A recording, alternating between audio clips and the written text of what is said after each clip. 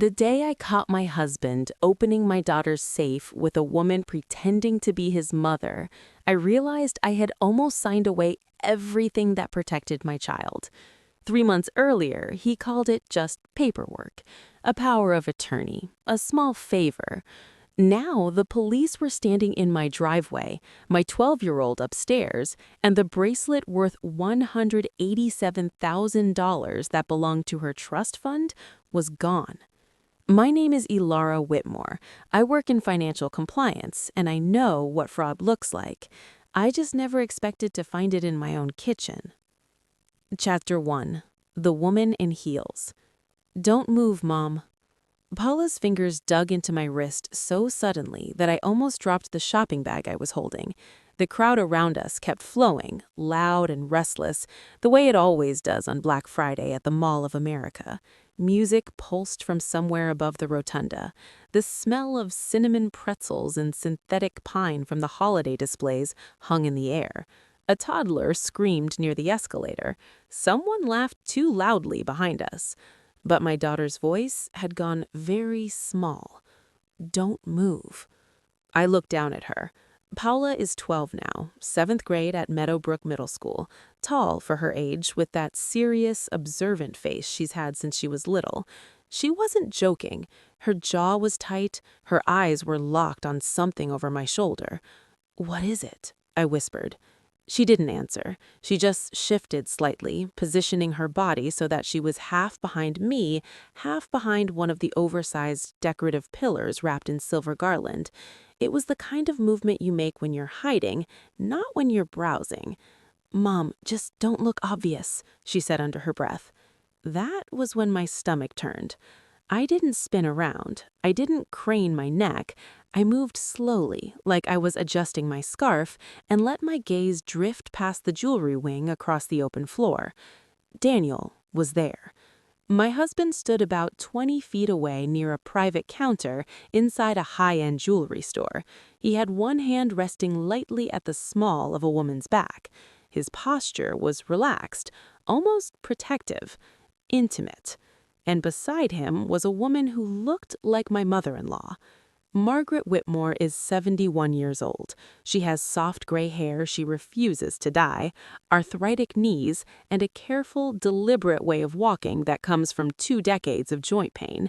She has lived at River Glen Assisted Living in St. Paul since the spring of 2022, after Daniel insisted it was safer for her than staying alone in her townhouse. The woman standing next to my husband was not careful. She wore black stiletto heels, not sensible pumps, not low wedges, actual 4-inch stilettos. Her hair was darker than Margaret's natural gray, blown out smooth and glossy. Her coat was fitted at the waist. Her nails were painted a deep burgundy that caught the light every time she lifted her hand. She leaned toward the glass display case and laughed. Not a thin, wavering laugh, a full, confident one. Daniel bent closer to her, murmuring something near her ear. She touched his arm, fingers steady. My first thought was that I was mistaken, that Black Friday crowds distort faces and angles, that grief and stress do strange things to perception. But then, one of the sales associates stepped forward, smiling brightly. "Your private counter is ready, Vanessa," she said. Vanessa. The name slipped into my mind and stayed there like a splinter. The woman straightened slightly, and in that moment, she turned her head just enough for me to see her face clearly. Her eyes were sharp, alert, assessing. She scanned the crowd the way someone does when they're making sure they aren't being watched. And then her gaze landed on us, on me. For half a second, nothing moved. Not her face, not mine. The noise of the mall seemed to flatten into a dull hum. She didn't flinch. She didn't look confused or embarrassed. She didn't look 71. She looked calculating. Daniel followed her line of sight. When he saw me, the color drained from his face so quickly, it almost felt theatrical. His hand dropped from her back. Paula's grip tightened. "That's her," she whispered. "That's the lady who's been at the house." I swallowed. "Your grandma?" I said quietly. Paula shook her head. "Not like that." I looked again, forcing myself to catalog details like I do at work when I review risk reports. Height slightly shorter than Margaret, shoulders straighter, no hint of the small stoop Margaret had since her hip surgery. The way she shifted her weight from one heel to the other without hesitation. Margaret uses a cane on bad days. I've watched her take 5 full minutes to climb 3 porch steps. This woman pivoted smoothly in stilettos on polished tile. It isn't possible, I told myself. Daniel had told me that morning he was taking his mother to a neurology appointment. He said her memory had gotten worse. He said she forgot the route to the dining hall at River Glen. He said he was worried. He said he needed to handle it privately. And here he was, at a jewelry counter, with Vanessa. "Mom," Paula murmured again, her voice trembling now, "she forgot my birthday last week." I blinked. "What do you mean?"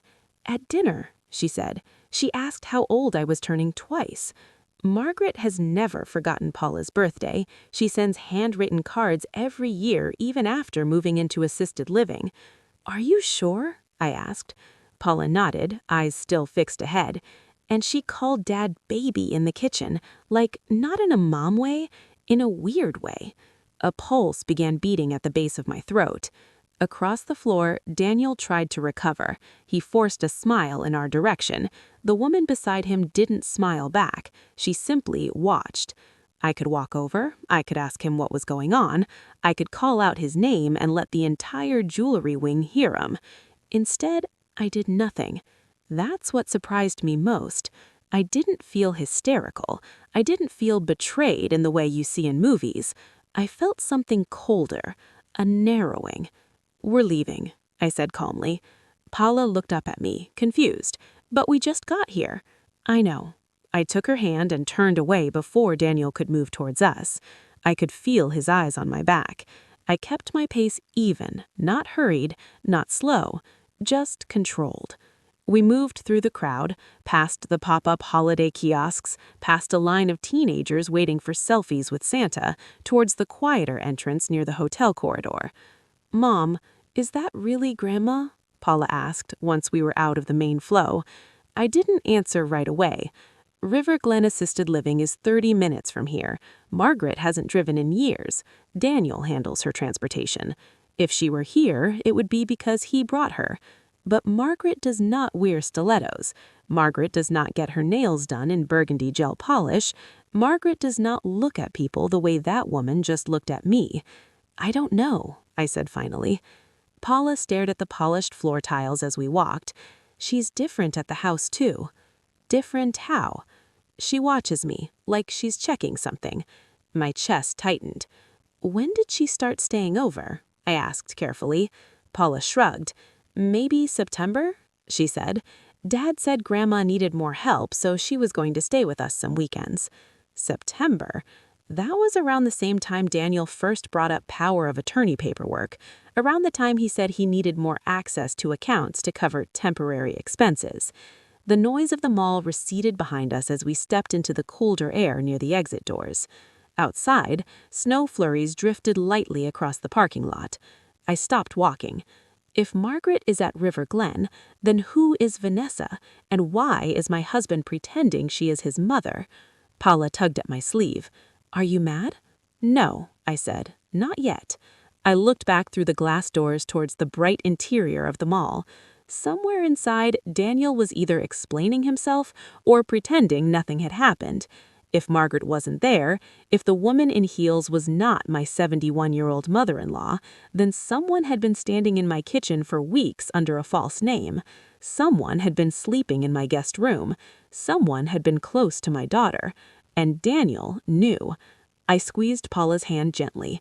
"Let's go home," I said, because if Margaret wasn't at the mall, then I needed to find out exactly where she was and who Vanessa really was. If this story touched you, please subscribe and let someone out there feel less alone. Thank you. Chapter 2. Just Paperwork. 3 months earlier, none of this felt dramatic. It felt small. Daniel lost his job in August of 2023. Officially, it was restructuring, a regional downsizing at the medical device company he had worked for nearly 8 years. Unofficially, he came home that day with a cardboard box and a smile that looked rehearsed. "It's temporary," he told me. "Sales is cyclical. I'll land somewhere better." I believed him. We had weathered tighter months before. We had a mortgage in Eden Prairie, yes, but I had steady income as a senior compliance analyst with North Star Financial. We had savings. We had structure. What we did not have was chaos. At least, not yet. By January of 2024, Daniel's job search had turned from focused to vague. He was always applying, always interviewing, always waiting to hear back. I stopped asking for specifics because every answer sounded identical. A few good leads, a promising call, just waiting on HR. Around that same time, he started talking more about his mother. "Mom's memory is slipping," he said one night at the kitchen table while Paula was upstairs finishing math homework. "I think it's more than just age." Margaret had been at River Glen Assisted Living in St. Paul since 2022. Daniel had insisted it was safer after she left the stove on twice in 1 month. I visited her every other Sunday. She remembered my birthday. She remembered Paula's science fair project. She remembered which tea I preferred.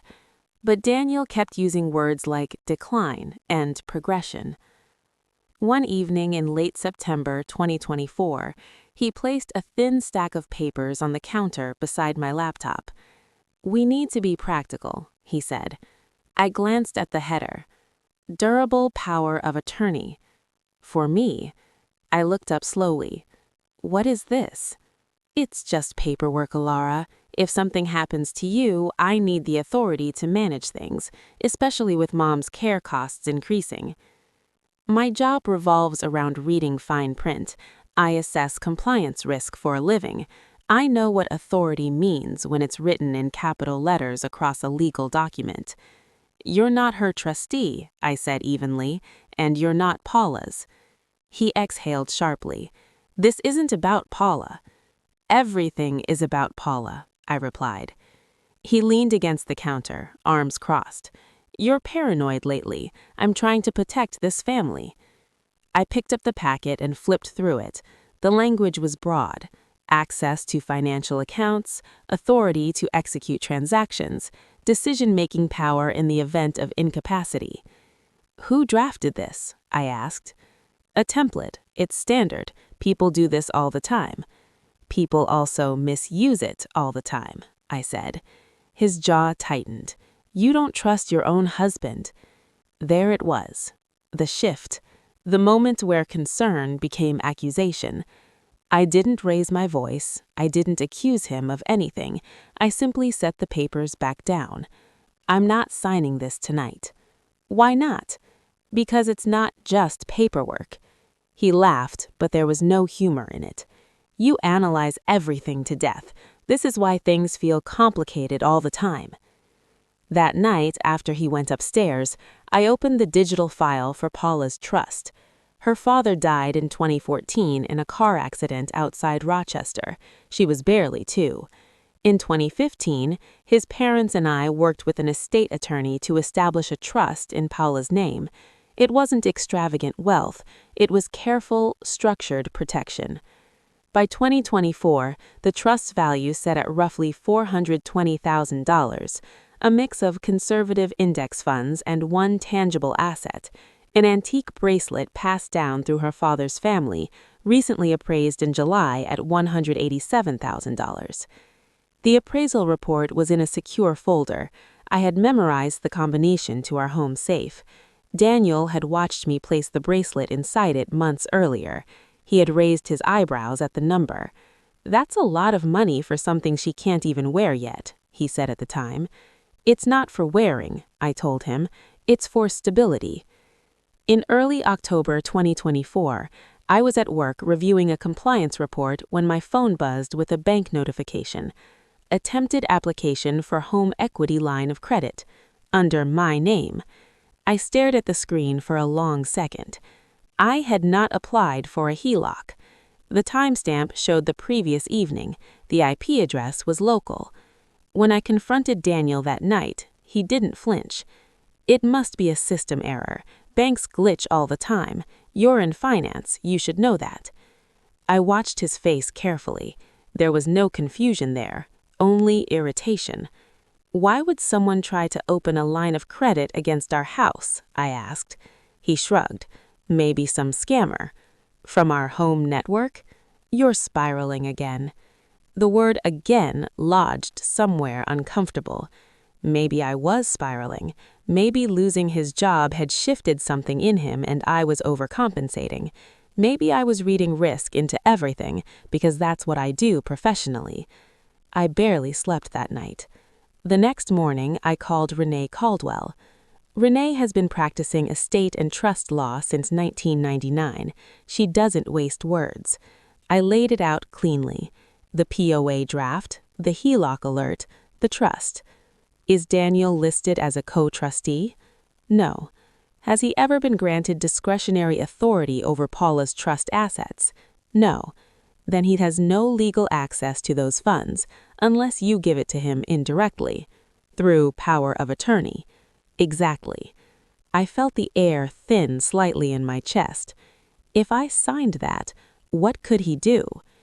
If granted broad authority, he could access joint accounts, potentially influence transactions that touch your personal assets. He still cannot directly control the trust without trustee authority, but he could create pressure, move money around you, complicate things. Complicate. That word again. You should also consider freezing your credit, Renee added. If someone is attempting credit lines in your name, even if it's internal, it's a red flag. When I ended the call, I sat in my car in the parking garage outside North Star Financial and stared at the steering wheel. Freezing your credit is not dramatic. It's not a confrontation. It's not an accusation. It's a boundary. I opened the app. Credit freeze. Initiated. A confirmation email arrived within minutes. My hands were steady. Daniel texted me that afternoon. Everything okay? Yes, I replied. You seem distant lately. Work is busy. That night, he tried again. I don't understand why you're making this so hard, he said as we cleaned up after dinner. I'm trying to help with Mom. I'm trying to be responsible. Responsible people don't open credit lines without discussion, I said quietly. His eyes flashed. There was a split second where something sharp surfaced before he smoothed it away. It wasn't me. Of course. Over the next few weeks, the requests didn't escalate dramatically. They stayed small. A suggestion that we refinance, a comment about consolidating assets, a reminder that managing finances was stressful for one person alone. Financial abuse rarely announces itself. It begins with suggestions, with helpful paperwork, with quiet attempts to widen access. And if I had signed that power of attorney that night in September, if I had believed that it was only about Margaret's care, if I had dismissed the HELOC alert as a glitch, I would have handed him leverage I could not easily take back. I replayed that moment in the kitchen more than once. The papers on the counter, his voice asking why I didn't trust my own husband, and I kept circling the same thought. What if I had signed it? If this story touched you, please subscribe and let someone out there feel less alone. Thank you. Chapter 3. The Mother Who Wasn't Home. The thought stayed with me longer than I expected. 2 days after Black Friday, I drove to St. Paul instead of going straight to work. River Glen Assisted Living sat just off a quiet residential road. Brick exterior, tasteful landscaping, the kind of place designed to reassure families that aging was being handled professionally.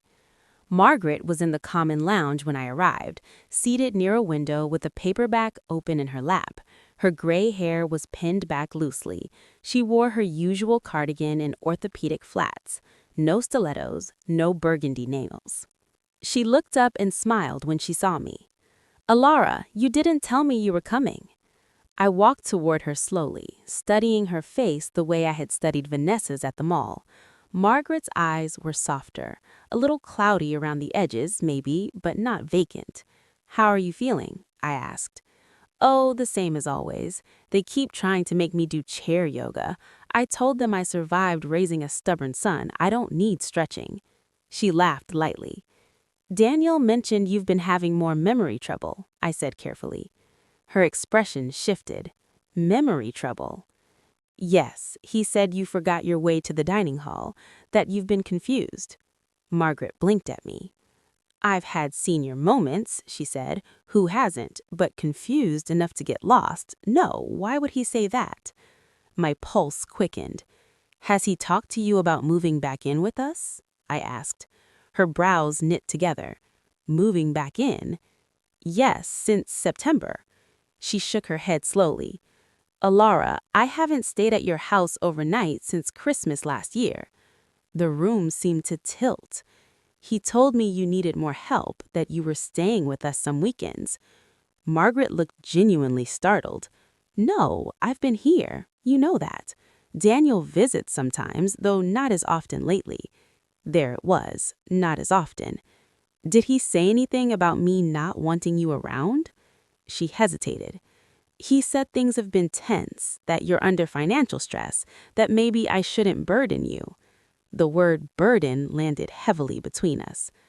"I have never called you a burden," I said quietly. "I know," she replied. "At least, I thought I knew. He sounded so certain." Her hands trembled slightly in her lap. "I didn't want to cause problems. If you were overwhelmed, I didn't want to make it worse." The shame in her voice wasn't theatrical. It was small and real. I reached forward and took her hand. "You are not the problem," I said. As I left River Glen that morning, one thing was clear. The woman in heels was not Margaret, and Margaret had no idea someone had been using her name. When I picked Paula up from Meadowbrook that afternoon, she slid into the passenger seat and shut the door carefully. "Mom," she said. "What?" "That lady was near the school last week." My hands tightened on the steering wheel. "Near the school how?" "By the crosswalk. She asked one of the moms what time dismissal was. I thought it was weird." "Did she talk to you?" "No, but she looked at me." The image of Vanessa scanning the mall came back sharply. The next morning, I walked into the school office and asked to speak with Cynthia Morales. Cynthia has been Meadowbrook's administrator for years. Organized, direct, unflappable. "Is everything okay, Alara?" she asked once we were seated. "I need to update Paula's pickup authorization and password," I said carefully. "Effective immediately." She didn't question it. That's what I appreciated about her. "Any specific concerns?" "There may be someone attempting to misrepresent themselves as family," I said carefully. She nodded once. "We'll lock it down. No changes without your direct confirmation." As I walked back to my car, I felt something settle into place. Not fear, focus. That afternoon, our neighbor Marla Jensen caught me at the mailbox. "Hey," she said casually, "everything all right over there?" "What do you mean?" "Daniel mentioned you've been stressed lately, something about finances. I just wanted to check in." The air felt thinner again. "What exactly did he say?" I asked. She shifted awkwardly. "Just that you've been overwhelmed, that you don't trust him with money, that you've been making things hard." I held her gaze. "And you believed that?" "I don't know what to believe," she said quickly. "I just thought you might need support." "Support?" I smiled politely and said we were fine. When I walked back into my house, the silence felt heavier than usual. Daniel was not home. He had texted earlier saying he was at the gym. I opened the door and stepped inside slowly. Nothing looked disturbed. The kitchen counters were clean. The hallway light was off. I checked the front door camera app almost absently. There it was, a timestamp from 1:12 p.m. the day before. Vanessa stepping through our front door. Not with hesitation, not confused. She entered like someone who had done it before. I checked Daniel's location history on the shared family calendar. He had blocked out that same window for a workout at Lifetime. My throat grew dry. I watched the clip again. She carried a small leather bag. She moved down the hallway toward the guest room. 10 minutes later, Daniel's car pulled into the driveway. He entered, no gym bag.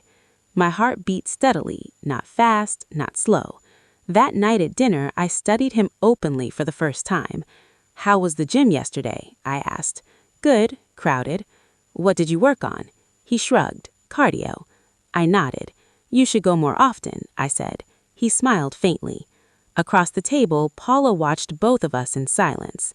Later, when he went upstairs to shower, I stood in the kitchen alone and replayed the past 3 months in my mind. The paperwork, the HELOC alerts, the social pressure, the whispers about my stability. When you put financial boundaries in place, people call you difficult. When you question inconsistencies, they call you paranoid. When you refuse access, they say you are breaking the family. I thought about Margaret sitting in her chair at River Glen, believing she had been unwanted. I thought about Vanessa in stilettos walking through my hallway, and I thought about Paula telling me not to move. The pieces were no longer scattered, they were aligning. I opened my contacts and scrolled to a name I hadn't called in years. Aaron Keller. We had gone to high school together before life took us in different directions. He had been with Hennepin County law enforcement for over 10 years now. I stared at his number for a long moment. Then I pressed call. If this story touched you, please subscribe and let someone out there feel less alone. Thank you. Chapter 4. The Safe. He answered on the third ring. "Ilara, it's been a while." Aaron's voice hadn't changed much since high school, steady and unhurried. "I need to ask you something," I said, off the record at first. There was a pause, not suspicious, just professional. "Okay, talk to me." I didn't dramatize it. I laid out facts the way I would present a risk assessment. A woman posing as my mother-in-law, a suspicious HELOC attempt, a power of attorney draft, camera footage of someone entering my house when my husband claimed he was elsewhere. Aaron didn't interrupt. When I finished, he asked one question. "Has anything actually been taken yet?" "Not that I know of." Then we wait, and we document. That was 4 days before I opened the safe and felt the air leave my lungs. It happened on a Tuesday afternoon. Daniel had texted that he was meeting a recruiter in downtown Minneapolis. Paula was at school. The house was quiet in that deceptively calm way it gets before a storm. I went to the hall closet, where the safe sat behind a stack of dull gray storage bins. I hadn't checked it in 2 days. I told myself I was being rational by not obsessing. The bins were slightly out of place. Not dramatically, just enough. My hands went cold. I knelt, spun the combination, and opened the safe. The black velvet box was still there. For 1 second, I almost laughed at myself. Then I lifted it. Light. Too light. I opened the lid. Tissue paper. No bracelet. The appraisal folder beneath it was gone as well. The world did not shatter. It narrowed. I checked the rest of the safe. Passports untouched. Backup hard drive untouched. Cash envelope untouched. Only the bracelet and the appraisal documentation were missing. When Daniel came home that evening, I didn't accuse him at the door. I waited until Paula went upstairs to start her homework.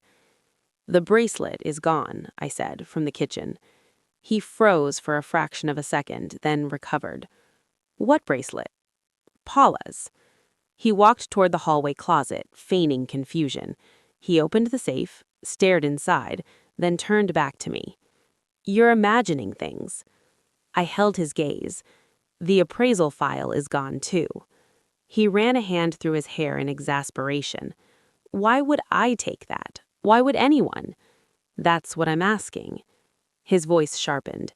"You're dragging the police into our family over paranoia. This is exactly what I mean. You escalate everything." I said nothing. That night I called Aaron again. This time it wasn't off the record. He arrived the next morning in an unmarked vehicle. He walked through the house quietly, examining the safe, the closet, the door frames. "No signs of forced entry," he said.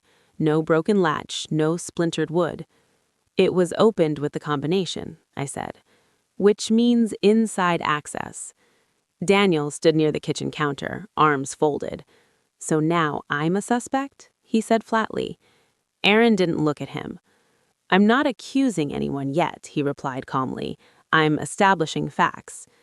Aaron asked about cameras. I showed him the doorbell footage and the hallway camera I had installed after our last conversation.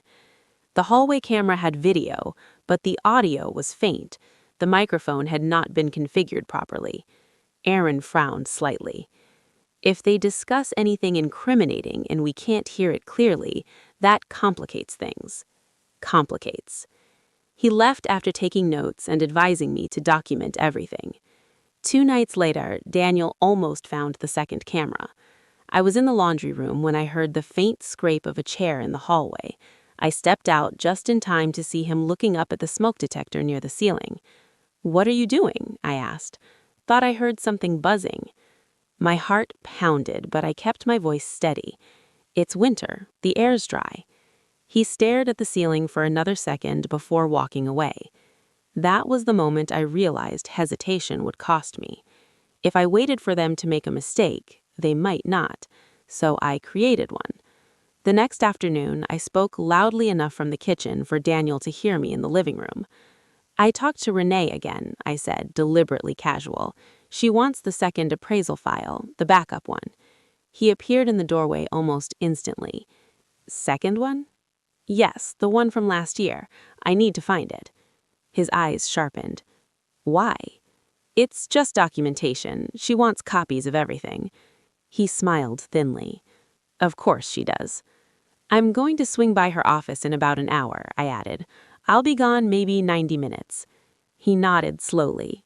"Take your time." I packed my bag, kissed Paula on the head, and drove out of the neighborhood. I did not go to Renee's office.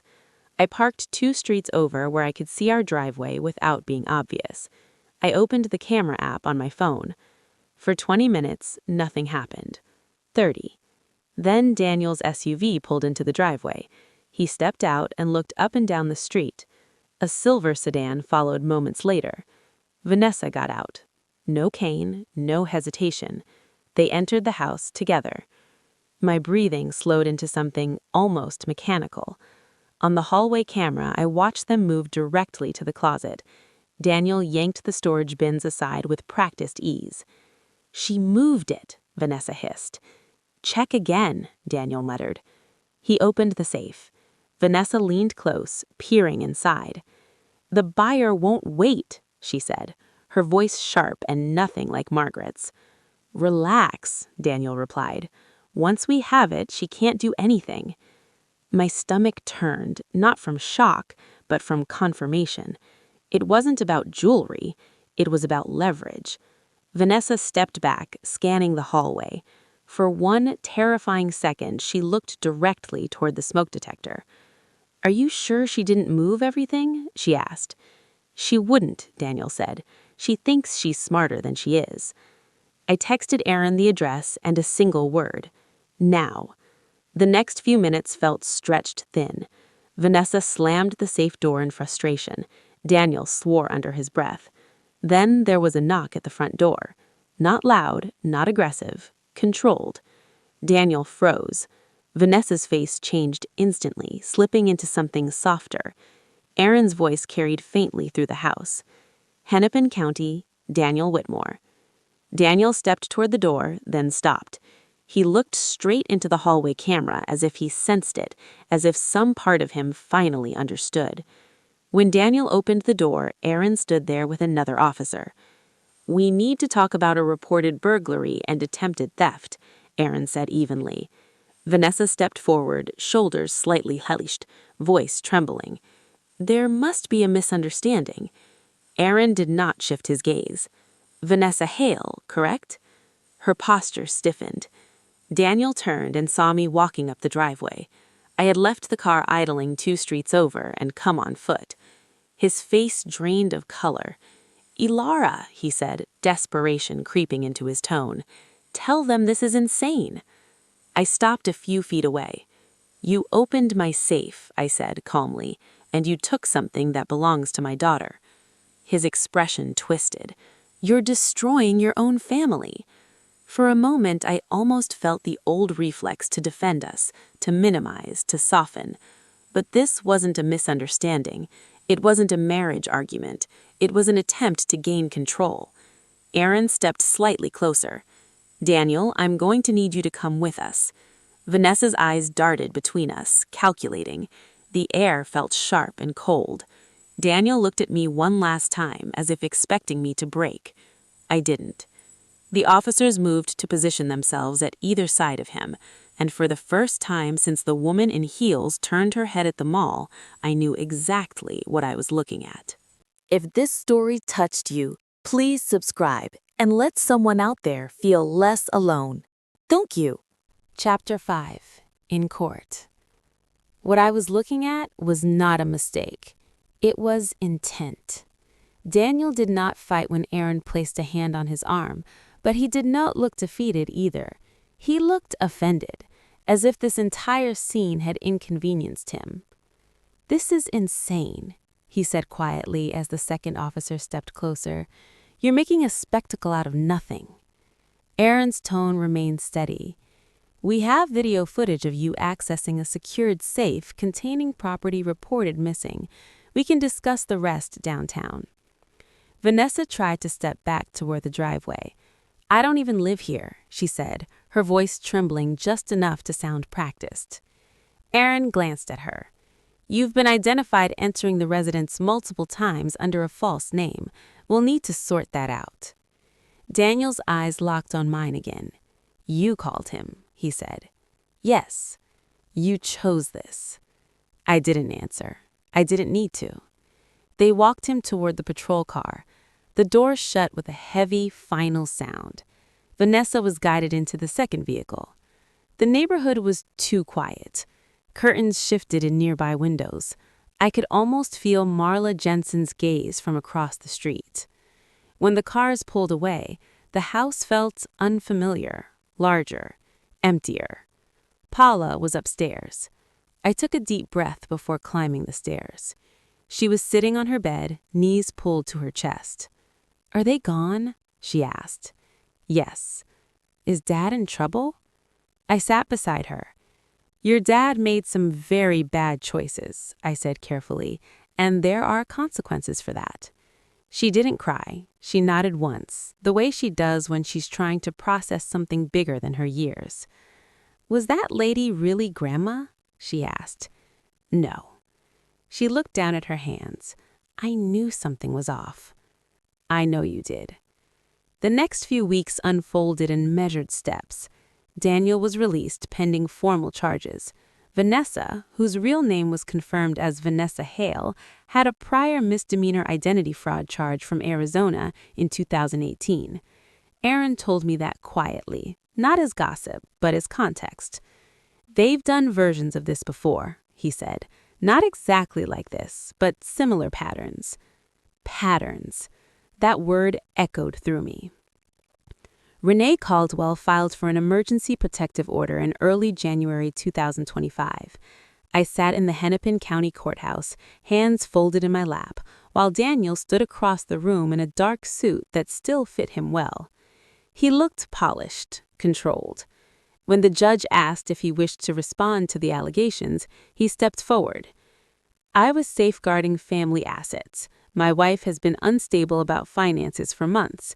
She freezes accounts without discussion. She brings police into private matters." There it was again. Unstable. Renee rose calmly. "Your Honor, we have video footage of Mr. Whitmore accessing a safe that contained trust property belonging to a minor. We have documented attempted credit actions without consent. This is not safeguarding. This is unauthorized access." The courtroom was quiet, except for the shuffle of papers. Daniel looked at me then, eyes narrowing slightly. "You're tearing this family apart," he said softly. I met his gaze without blinking. "No," I replied. "You did." The judge reviewed the evidence. The hallway footage played silently on a monitor.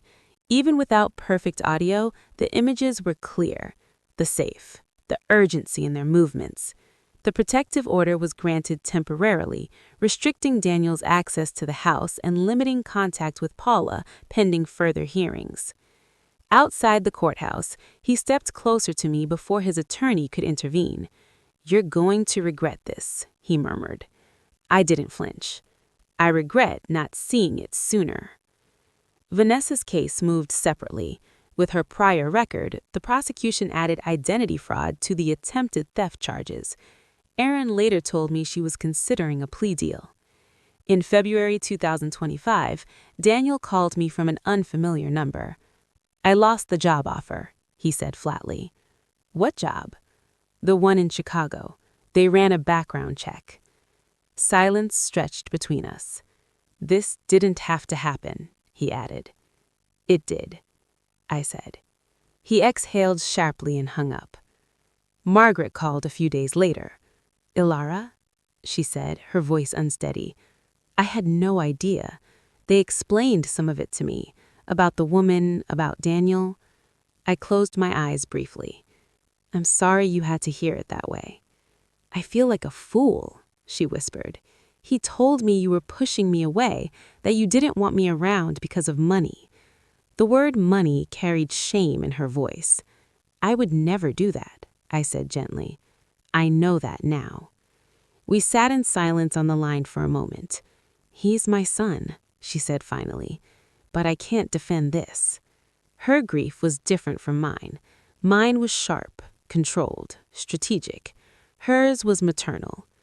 In early March 2025, I met Renee at the bank to move the trust documentation and the recovered bracelet into a safe deposit box under Paula's name with additional trustee safeguards flagged. The bracelet had been recovered through a pawnbroker investigation. The buyer Vanessa mentioned never materialized because Erin intervened in time. As I watched the bank officer slide the box into the vault, I felt something close to closure, but not quite.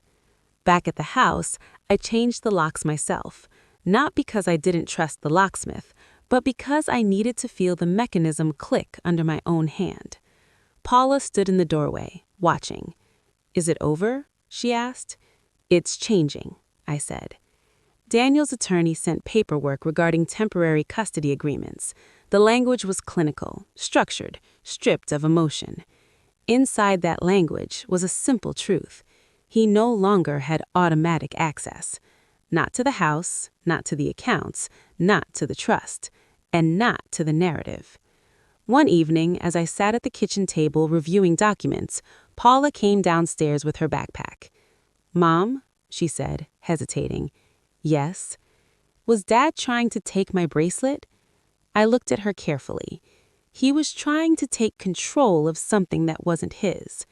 She nodded slowly. "Because of money?" "Yes." She considered that for a long moment. "That's stupid," she said finally. I almost smiled. "Yes," I said softly. "It is." But it wasn't just about money. It never was. It was about access, authority, leverage. Daniel had tried to shift the balance quietly, incrementally, through paperwork and pressure and impersonation. He underestimated something fundamental. I was not afraid of documentation. I understood it. And the system, once engaged properly, did not bend for emotion. As March approached, the townhouse near Meadowbrook came onto the market. Smaller, easier to manage, close enough to Paula's school that she could walk with friends. I stood in the empty living room during the showing and imagined a quieter life, structured, transparent. Outside, snow melted into slush along the curb. Inside, the walls were bare. For the first time in months, the silence didn't feel threatening. It felt earned. Chapter 6. Systems, Not Feelings. Peace does not arrive like a celebration. It arrives like quiet. By late March of 2025, Paula and I were standing in the kitchen of the townhouse near Meadowbrook Middle School, surrounded by half-unpacked boxes and the faint smell of fresh paint. The place was smaller than our old house in Eden Prairie, but it felt intentional, manageable, ours. The mortgage paperwork sat neatly filed in a slim black binder on the counter. The trust documentation was locked in a safe deposit box at the bank, under Paula's name, flagged with additional trustee oversight through Renee. My credit remained frozen. The school pickup password had been updated. River Glen had confirmed Margaret's residency records for the court. Systems, not feelings. Daniel's legal situation moved forward in predictable stages. Vanessa accepted a plea deal tied to identity fraud and attempted theft. She would not be stepping into anyone else's home under a false name anytime soon. Daniel's charges were reduced in exchange for restitution and compliance with court-ordered restrictions. He would not serve significant time, but the record would remain. The job offer in Chicago was gone. 2 others fell through once background checks surfaced the case. He called once more in early April. "I never meant for it to go that far," he said. I stood by the window of the townhouse, watching Paula walk home from school with 2 friends, their backpacks bouncing lightly against their shoulders. "It didn't go far," I replied. "It went exactly where it was headed. You could have handled this privately." "I did," I said, "for months." There was a long pause. "I was trying to fix things," he added, "by taking something that wasn't yours." Silence again. When he spoke next, his voice had lost its edge. "You think I'm a monster." I considered the question carefully. "I think you underestimated me." I ended the call before he could respond. Margaret visited the townhouse in May. She moved slower now, leaning more heavily on her cane, but her mind was clear. She brought a tin of shortbread cookies and an awkward apology. "I should have asked more questions," she said, seated at our small dining table. "You trusted your son. That's not a crime." She looked at Paula across the table. "I'm sorry someone used my name to get close to you." Paula nodded seriously. "It wasn't really you," she said. Margaret's eyes filled with tears. "No, it wasn't." After she left, Paula helped me fold laundry in the narrow hallway between the bedrooms. "Do you think Dad is mad at us?" she asked. "He might be, honestly, but that doesn't make us wrong." She absorbed that quietly. At 12, she understood more than she should have needed to. The townhouse settled into routine quickly. I woke early, brewed coffee, reviewed compliance reports from North Star Financial, and drove Paula to school when the weather was bad. On warmer days, she walked with friends. Cynthia Morales had confirmed that only my name was authorized for pickup unless I provided written notice. No exceptions. The bracelet remained in the bank vault. Sometimes I thought about bringing it home, but I realized it wasn't about proximity, it was about structure. Daniel had not tried to contact Paula outside of scheduled calls monitored through a parenting app. His tone during those calls was measured, careful, almost rehearsed. One evening, after a brief video check-in, Paula closed her laptop and looked at me. "He keeps saying he did it for us," she said. I leaned back against the couch. "What do you think?" She frowned. "If you do something without telling someone and it helps you more than them, it's not really for them." I smiled faintly. "That's a very good definition." We sat in comfortable silence for a moment. I thought back to that day in September when Daniel placed the power of attorney documents on the counter, how easily it could have unfolded differently. A signature, a rationalization, a belief that marriage automatically equals shared authority. Financial abuse does not begin with violence. It begins with permission, and I almost gave it. The townhouse walls were thinner than the old house. I could hear Paula humming softly in her room at night. I could hear the hum of the refrigerator, the faint rush of cars passing on the nearby road. It was not glamorous. It was safe. In June, the final hearing formalized custody arrangements. Daniel's access to Paula's trust was explicitly restricted. Any attempt to petition for control would require court approval and independent review. Renee handed me the final documents outside the courthouse. "You did everything correctly," she said. "I just followed procedure." That's exactly why it worked. Procedure. It isn't romantic, it isn't cinematic, but it protects. That night, Paula and I ate takeout on the living room floor, pizza boxes open between us.